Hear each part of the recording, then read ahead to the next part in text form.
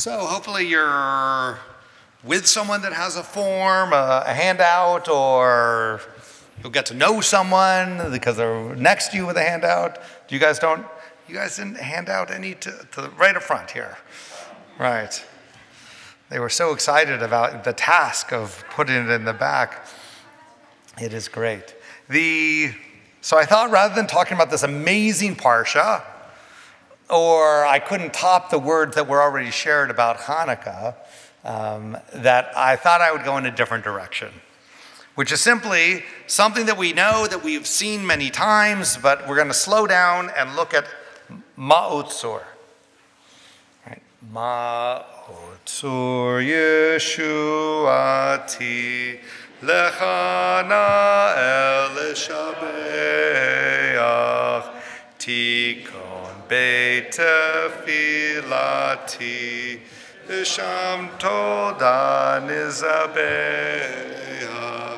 Le'tachin Matbeach Mitzar HaMatbeach Az Egmor Beshir Mizmor Chanukat HaMizbeach Az Egmor Beshir Mizmor Chanukat HaMizbeach. Now, Chazan, we should scrap this and just do it in rounds, and it would be beautiful because you guys are into it. I love it. We're not going to do that right now, though.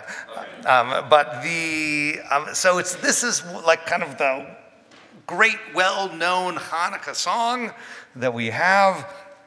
It's not really a translation, but Rock of Ages, let our song. We're not going to go over that, but that here we have Rock of Ages, let our song praise thy saving power. Thou amidst the raging foes wast our sheltering tower. Furiously they assailed us, but thine arm availed us, and thy word broke their sword when our own strength failed us. And thy word broke their sword when our own strength failed us.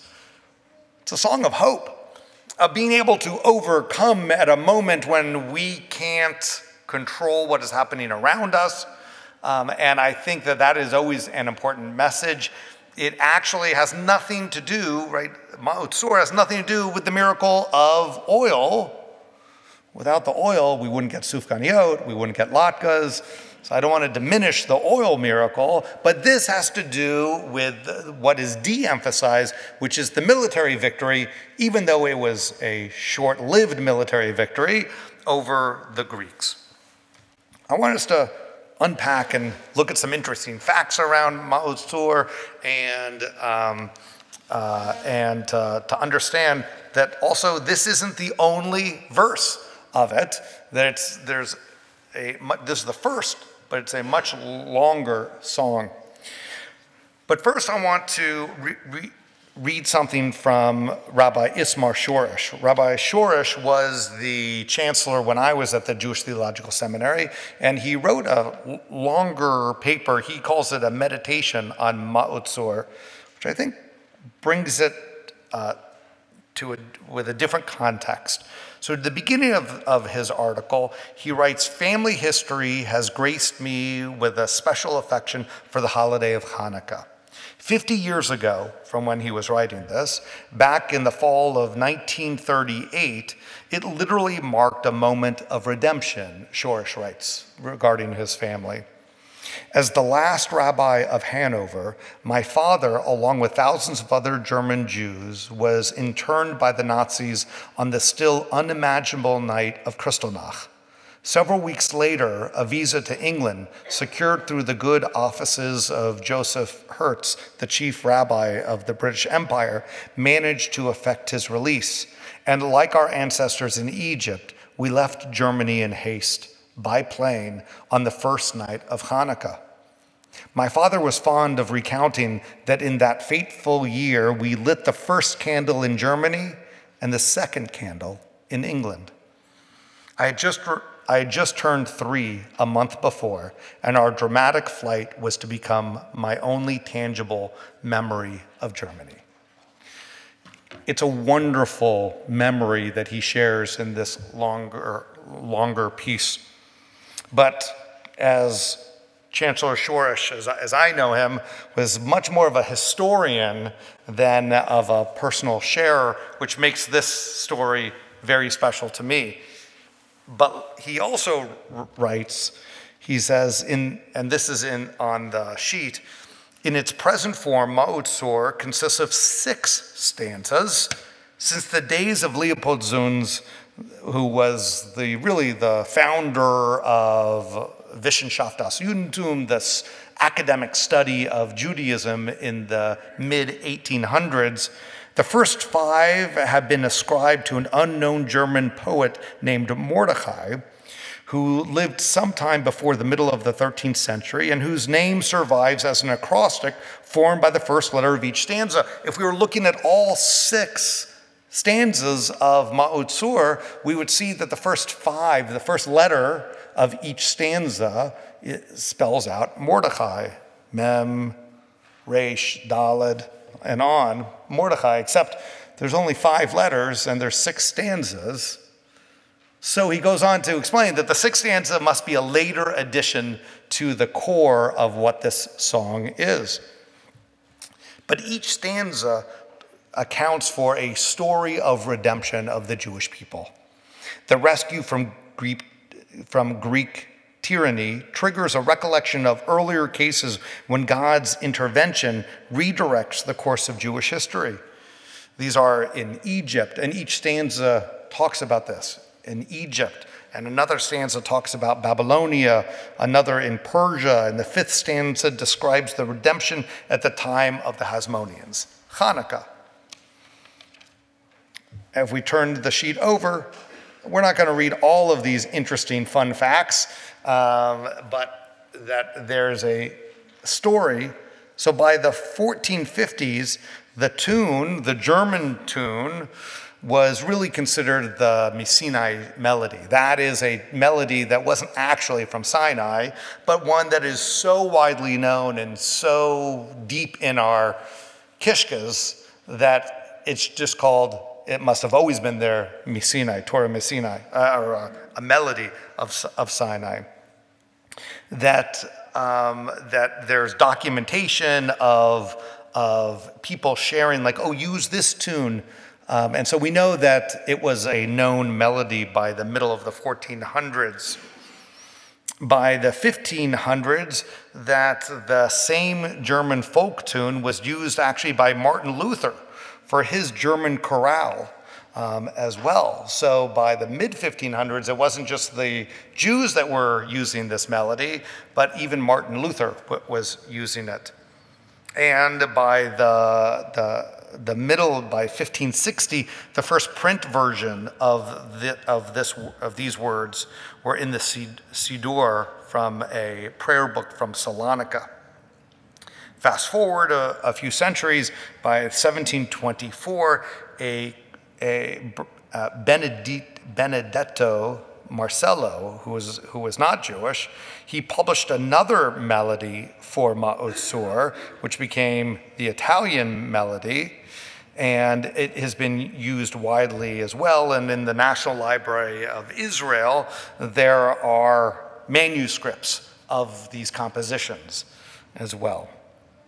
And then in the 1700s, the tune of Eli Zion was put to this. It was a very popular melody as well. And so let's see if we can do that. Right? The melody of this is connected to Tisha B'Av. But na na na na na na na na na. Just to remind you of the melody.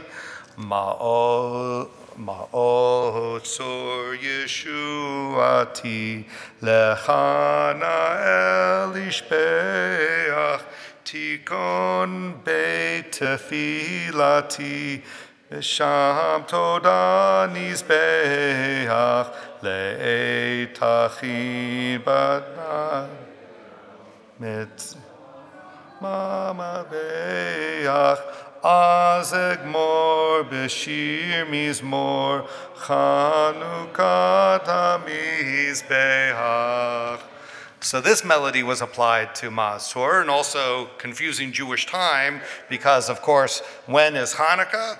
In the winter. When is Tisha B'Av? The heart of the summer, usually around August or so. And so in a northern hemisphere way, it is really confusing. Well, I guess even in the southern hemisphere way. But Hanukkah, I guess right now in the southern hemisphere, you're used to celebrating it in shorts, which that would confuse me for sure. So, and then it goes on that Ma'oz Tzur comes in the 1800s. Marcus Jastrow, who for those that have studied Talmud, he is the author of the famed Talmudic dictionary that's just called the Jastrow Dictionary. He brings it and translates it as we know it here for American Jews as Rock of Ages. And then in 1924, Israel Goldfarb, who is the composer of Shalom Aleichem and Veshamru and many other prayers, and the dreidel song, the Chazan adds, and he publishes the first and the fifth verses, which is actually, I didn't mention, but this is on page 429 of the Siddur, that you can see it. So by 37, Harry Coopersmith of Anshe Emet, I saw Chazan Lubin pop in before. He served at Anshe Emet in Chicago earlier in his career. But Harry Coopersmith, he really popularized the song and made it an American Hanukkah song as he published it, a whole collection of American Jewish music. So what is the takeaway from this? Going from Ismar Shorish's story, personal story, to looking at this history, it is that the story of overcoming adversaries and overcoming hard times is not done. That just as a sixth verse was added to the song, I think that we also can add a seventh verse, if you will, for our time. That it is a story, it is a part of our history, all of the verses of Ma'oz Tzur, of facing adversity and overcoming adversity. But the answer, I think, is just as Mara said to us, is that to have Jewish pride. That throughout this, to be proud of who we are, whether it's through song or through food, through celebration. Of course, what we're supposed to do is to take the Chanukiah and to light it on the window facing the street. And the reason for that is so that people can walk by and say, there's a Jewish house. There's someone that's remembering the miracle. And it's for us to be able to connect that we are not alone. We are not isolated. Because even when we're surrounded like we are here in Montgomery County, it feels that so many people are Jewish. We can feel alone and we can retreat, especially in the face of adversity. It was mentioned that it was just a few weeks ago, there were swastikas on the trolley trail just a few blocks from where we are. But the response to that is not to cower. The response to that is to light the Chanukiah for all to see, to sing louder, to be more proud, to invite our neighbors over for a latke, or to explain what the Chanukiah is. That has to be our response. That's what it was, I think, for Mordechai when he wrote Ma'oz Tzur, and that's what it should be for us today. So I hope that the light of the Chanukiah brightens the night, that it brings you joy with the people that you are surrounded with tomorrow night for the first candle.